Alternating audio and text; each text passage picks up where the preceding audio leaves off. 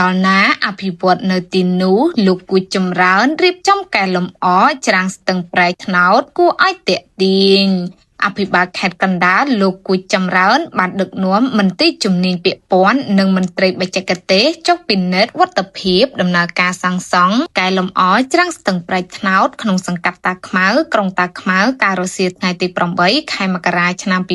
2026លោកគួចចម្រើនបានធ្វើការណែនាំក្រុមការងារសាងសង់ត្រូវយកចិត្តទុកដាក់ខ្ពស់ក្នុងការសាងសង់ច្រាំងស្ទឹងដោយអនុវត្តឲ្យបានត្រឹមត្រូវតាមបទដ្ឋានបច្ចេកទេសសម្ដៅធានាបាននូវសុវត្ថិភាពនិងមានគុណភាពរឹងមាំល្អព្រមទាំងសាងសង់ឲ្យសម្រេចរួចរាល់ជាស្ថាពរតាមផែនការដែលបានគ្រោងទុកសូមគូបញ្ជាក់ថាគម្រោងស្ថាបនាកែលម្អច្រាំងស្ទឹងប្រែកថ្នោតប៉ែកខាងត្បូងស្ទឹងក្នុងក្រុងតាខ្មៅខេត្តកណ្ដាលមានប្រវែងសួនសាធារណៈ